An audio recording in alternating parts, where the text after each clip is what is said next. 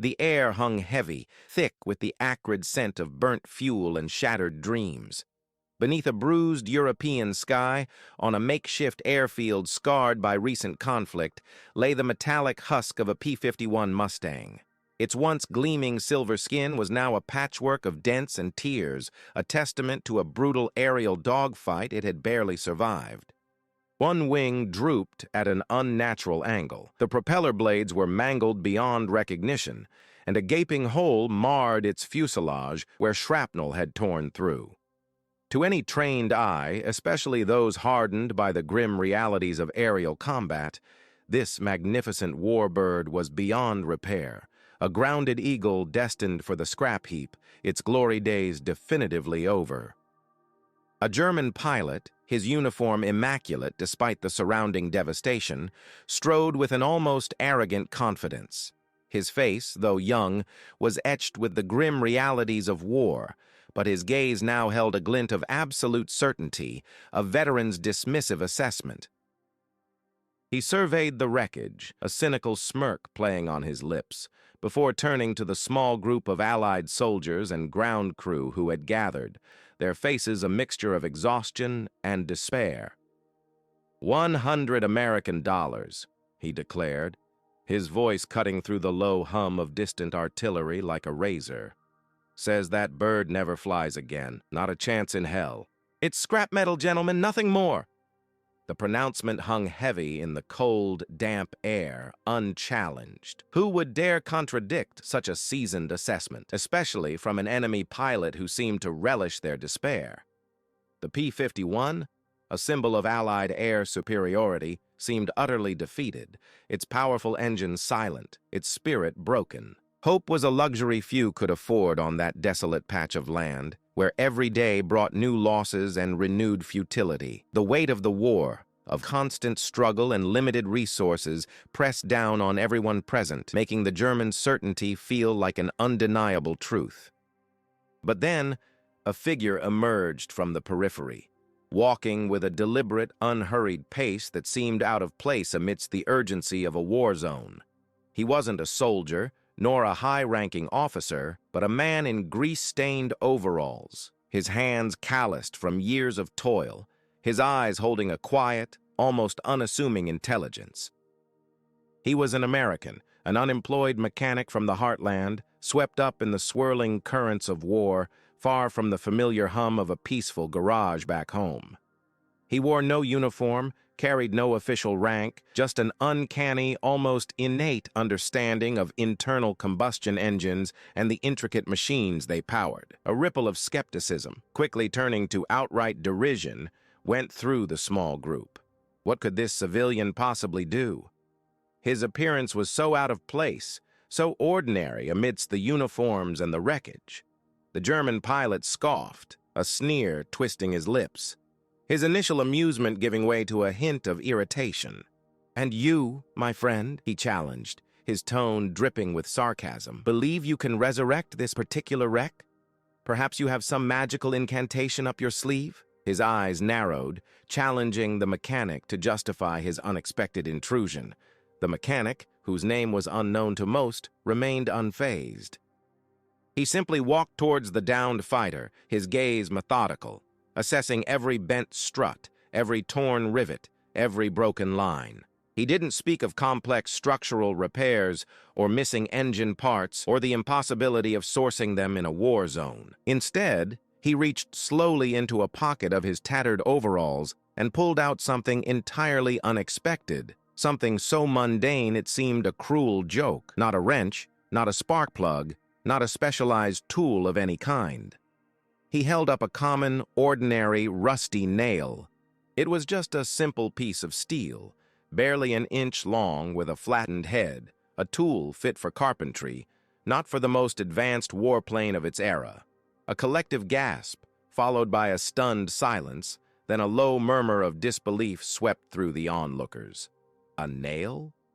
To start a P-51 Mustang, one of the most sophisticated, high-performance warplanes of its time, a machine built for speed and precision, it seemed an insult to engineering, an act of sheer madness, an absurd delusion. The German pilot's confident smirk vanished. replaced by a look of utter bewilderment, then a flash of anger at what he perceived as mockery. He had offered a serious wager, a testament to his certainty, and this man was responding with a common nail. Yet, the mechanic's eyes, though quiet, held a conviction that silenced the nascent jeers. There was no arrogance in his stance, no showmanship, just an unwavering certainty that defied the impossible. He looked directly at the German pilot, his gaze steady and unwavering, his voice calm, measured, and utterly resolute. "I'll take that bet," he said, holding up the humble nail between his thumb and forefinger, a tiny, insignificant object against the backdrop of a colossal, broken machine. "And I'll start this engine, right now. You'll have your $100, or you'll see this bird roar back to life." The gauntlet had been thrown. The impossible challenge had been accepted. With the challenge accepted, a palpable tension settled over the airfield, thick enough to cut with a knife. All eyes, from the weary Allied ground crew to the incredulous German pilot, fixated on the unassuming mechanic. He approached the wounded P-51, not with a frantic energy, but with a calm, almost meditative focus. His gaze swept over the mangled propeller, the ripped fuselage, the fuel lines that looked more like abstract art than functional plumbing. He didn't waste time on the obvious damage. Instead, his attention homed in on the intricate wiring, the hidden conduits, the very nervous system of the powerful machine. He moved with an economical grace, his experienced hands tracing paths only he seemed to see. He climbed into the cockpit, a tight, claustrophobic space designed for a pilot, not a mechanic. The German pilot scoffed, gesturing dismissively to his officers.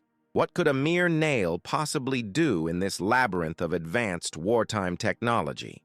The mechanic, however, ignored them all. He leaned in, his face close to the instrument panel, his fingers probing, feeling for the subtle signs of a problem. He found it. A critical connection, severed not by shrapnel, but perhaps by the sheer force of the emergency landing. A tiny, almost invisible break in the circuit that powered the engine's ignition. A crucial spark, the very breath of the Mustang, was missing. This wasn't a repair job for a full workshop. It was a desperate improvisation, a gamble against insurmountable odds. He pulled out the rusty nail, turning it slowly in his calloused fingers. It was imperfect, a crude piece of metal, but it possessed one vital quality: conductivity. With careful, deliberate movements, he wedged the nail into the broken circuit, bridging the gap, creating a makeshift bypass.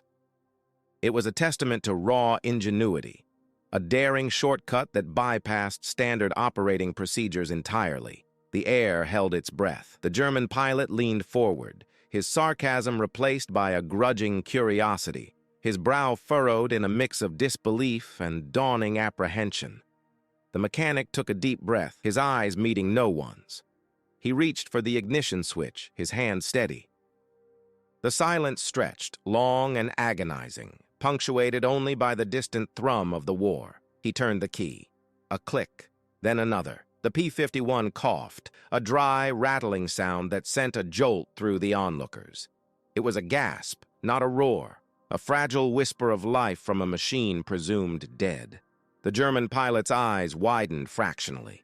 The Allied soldiers exchanged glances, a spark of hope igniting in their weary faces. The mechanic tried again. This time the cough was stronger, deeper. A plume of black smoke belched from the exhaust, a sign of dormant power stirring. Then, with a thunderous, defiant roar that ripped through the quiet despair of the airfield, the Allison engine caught. It sputtered, choked, and then settled into a rhythmic, powerful thrum, a symphony of pistons and fire.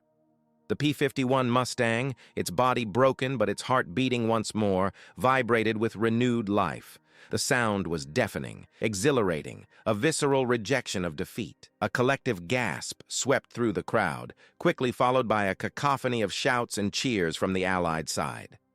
The German pilot stood frozen, his jaw slack, the certainty he had worn just moments before utterly shattered. His $100 bet, a symbol of his unwavering conviction, was lost. He watched, stunned, as the mechanic, his face streaked with grease and sweat, climbed out of the cockpit, the humble nail still clutched in his hand. There, amidst the chaos of war, an unlikely moment of respect unfolded. The German pilot, a man of honor, despite being an adversary, slowly reached into his pocket. He pulled out a crisp $100 bill, crumpled but still potent. His eyes met the mechanic's, and for a fleeting instant, the animosity of nations faded. There was a shared understanding, a mutual acknowledgement of skill, ingenuity, and sheer human will. He handed the bill over, a silent, grudging tribute to a feat he had declared impossible. The mechanic simply nodded, a quiet acknowledgement of the transaction.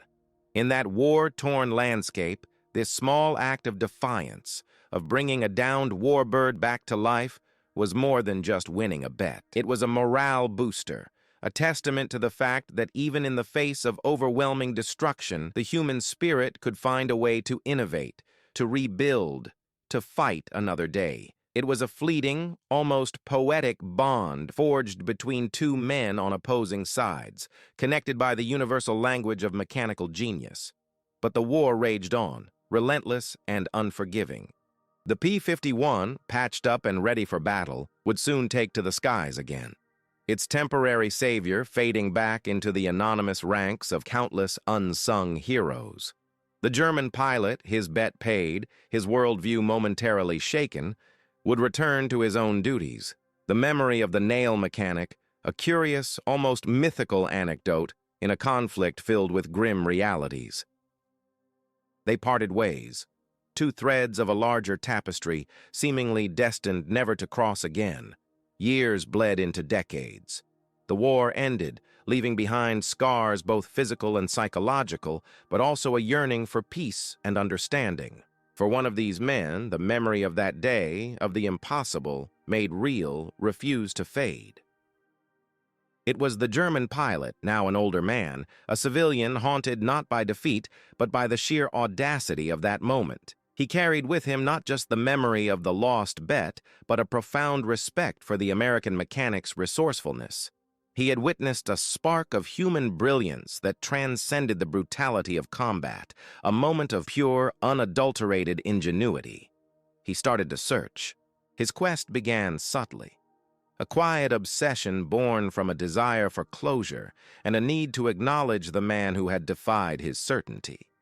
He had no name, only a vague description and the memory of a simple nail. He knew the general location, a European airfield now long since repurposed, but the mechanic could have been anyone, from anywhere in the vast expanse of the United States. He began by scouring old war records, blurry photographs, dusty personnel files. The task was monumental, like searching for a single grain of sand on a sprawling beach. The challenges mounted with every dead end. War records were often incomplete, names misspelled, units disbanded. Many veterans, understandably, wanted to forget the war, not relive it.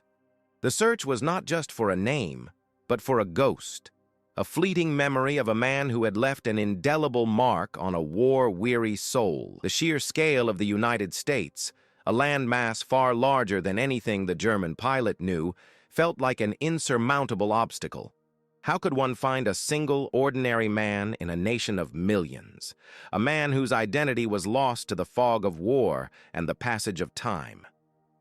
He imagined the mechanic returning to a quiet life, perhaps in some small Midwestern town, far from the battlefields, content to leave the past buried. This wasn't a celebrity he was tracking, nor a notorious figure. It was an anonymous hero, a craftsman whose moment of brilliance had shone brightly in the darkest hour.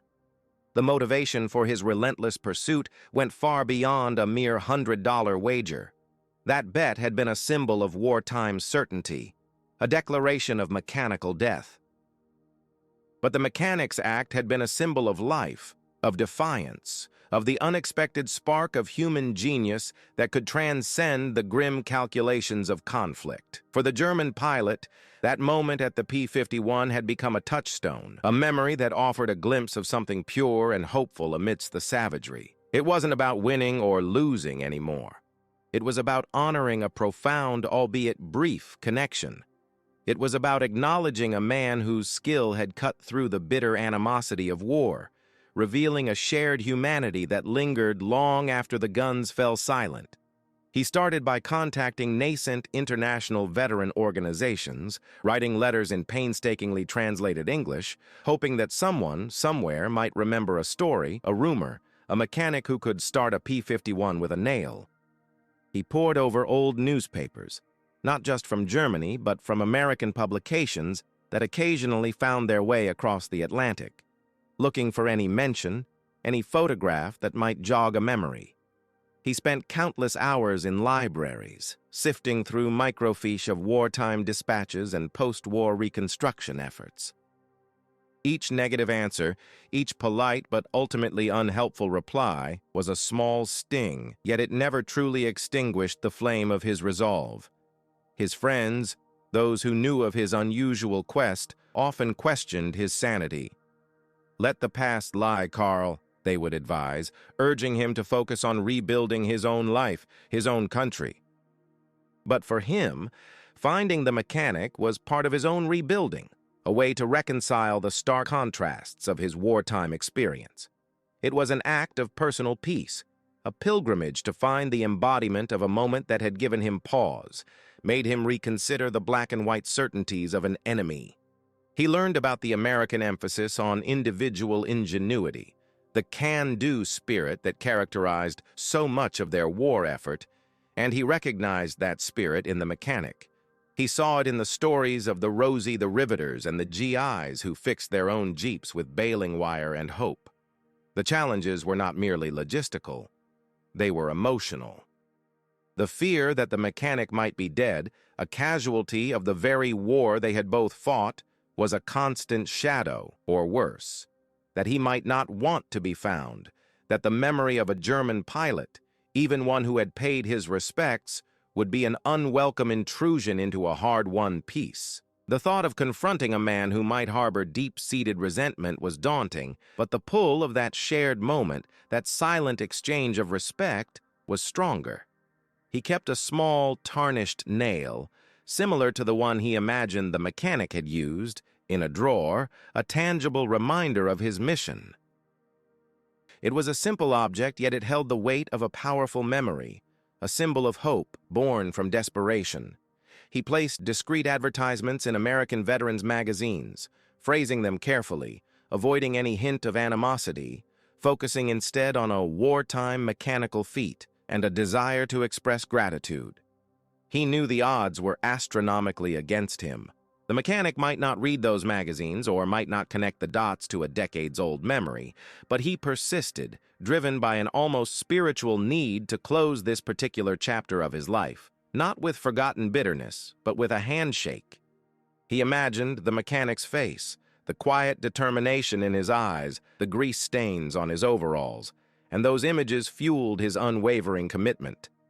His search evolved with the changing times. As communication methods improved, he leveraged what he could. He reached out to historians, to aviation enthusiasts, to anyone who might have collected anecdotes from the war. Each lead, no matter how tenuous, was pursued with meticulous care. He learned to navigate the labyrinthine bureaucracy of various government agencies, seeking declassified documents, trying to piece together fragments of information. It was a slow, arduous process, often filled with frustration and disappointment. There were times he felt like giving up, when the sheer impossibility of it all threatened to overwhelm him. The world was a different place now, and the vibrant, chaotic energy of the wartime airfield seemed like a distant dream. Yet he held on to the belief that such an extraordinary act, such a unique display of resourcefulness, could not have entirely vanished without a trace. Someone, somewhere, must have remembered. Someone must have spoken of the nail mechanic. This belief, almost a stubborn faith, kept him going through years of fruitless inquiries and dashed hopes. He refused to let that singular moment of shared humanity be swallowed by the vast, impersonal maw of history. He needed to find the man who had shown him that even in war, ingenuity and respect could bloom in the unlikeliest of places. His quest became a testament to perseverance, a personal odyssey spanning continents and cultures, all for a brief encounter that had left an indelible mark on his soul. He understood that this wasn't just about finding a person, it was about finding a piece of himself, a confirmation of the better angels of human nature, even amid the hell of war. The memory of the P-51 roaring back to life against all odds was a constant echo in his mind, urging him forward, reminding him that miracles, however small, were possible. He dedicated a significant portion of his post-war life, his free time, and even some of his modest savings to this singular pursuit. It was a passion that bordered on obsession, a quiet, internal fire that refused to be extinguished. That quiet, internal fire finally ignited a spark in the vast darkness of his search. After nearly 50 years, a letter arrived, unassuming amongst the bills and circulars, bearing a return address from a small town in rural Ohio. It was a response to one of his last-ditch efforts, a carefully worded advertisement placed in a niche aviation history newsletter for American veterans. The handwriting was shaky, clearly from an elderly hand, but the message was clear, direct, and utterly astounding. "I think I know the man you're looking for. My father. He always told a story about starting a P-51 with a nail in Europe." Carl's heart pounded with a rhythm he hadn't felt since his youth, a mix of disbelief and overwhelming relief. He immediately penned a reply, pouring out his story, his decades-long quest, his profound respect. The correspondence that followed was slow, measured, bridging not just a vast ocean but half a century of silence. He learned the mechanic's name. John Miller, a quiet man who had returned from the war to work in a small engine repair shop, never truly boasting of his wartime ingenuity, though the story had become a cherished family legend. John, now frail and in his late 70s, was initially hesitant. The war had been a brutal chapter, best left closed, but Carl's persistent, heartfelt letters, devoid of animosity and filled with genuine admiration, slowly chipped away at his reserve. The phone call was the most daunting step. Carl, a man who had commanded squadrons, found his voice trembling as he dialed the long-distance number. He practiced his opening lines in English, meticulously, but when he heard John's weary, gravelly voice on the other end, all rehearsals vanished. "Mr. Miller," Carl began, his voice thick with emotion. "This is Carl Schmidt, from that airfield, all those years ago." There was a long silence on the line, punctuated only by the faint crackle of static and the sound of John's slow, deliberate breathing. Carl held his breath, fearing rejection, fearing that the memory would be too painful, too distant. Then John spoke, his voice raspy but clear. "The P-51, the nail, you actually remembered?" That single question, so simple yet so profound, was all the affirmation Carl needed. They spoke for hours, tentatively at first, then with increasing ease, recounting details only they could possibly know, filling in the gaps of their separate lives.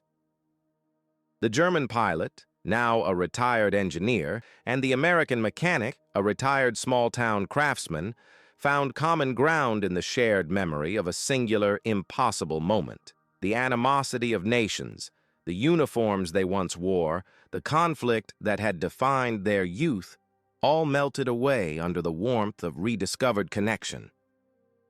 The $100 bet, once a symbol of wartime antagonism, became a shared joke, a testament to the improbable circumstances that had brought them together.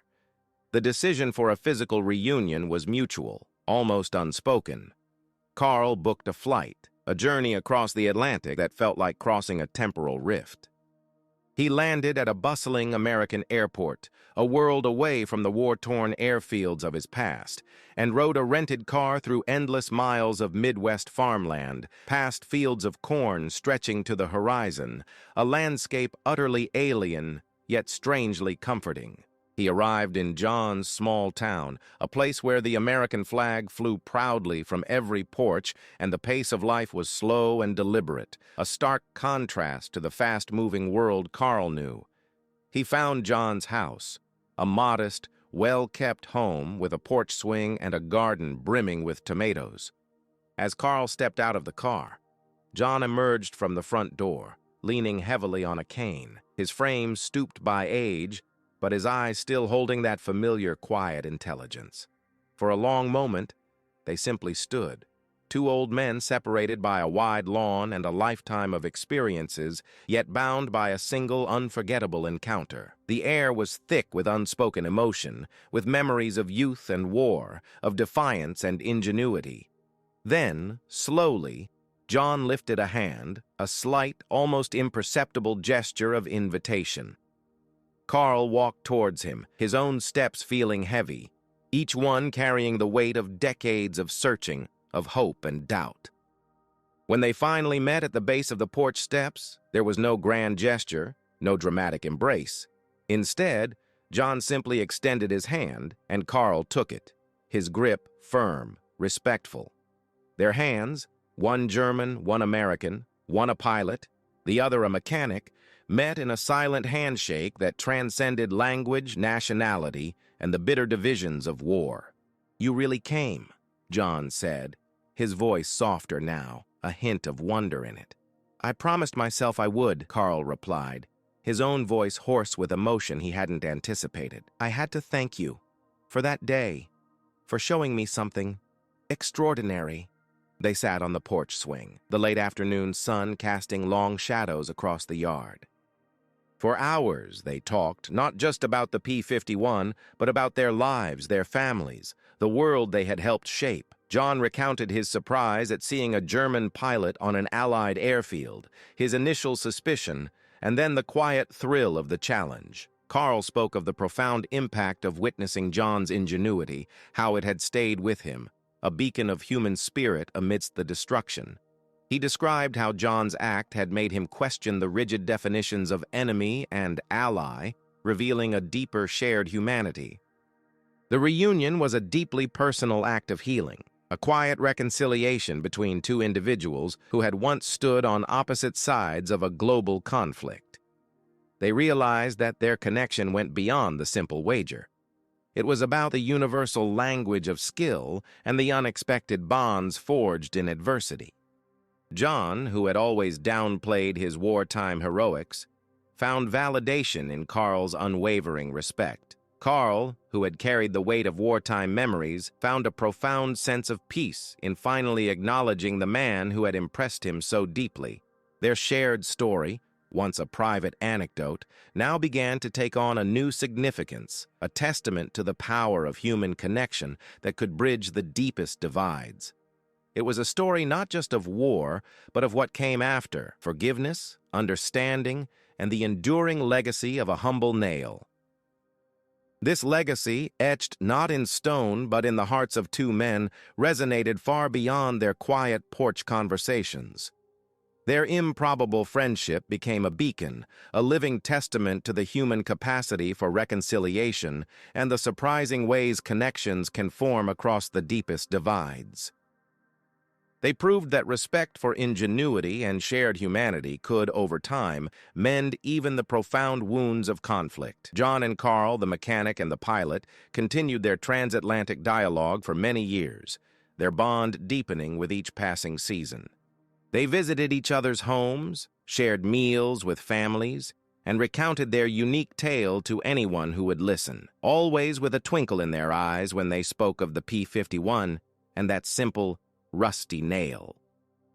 Their story, initially a personal anecdote, gradually became a celebrated example in veterans' communities and historical circles, a poignant reminder that even amidst the chaos of war, moments of profound human connection and mutual admiration can flourish. This tale, of a German pilot and an American mechanic, of a lost bet and a revived warbird, ultimately speaks to something far greater than wartime heroics.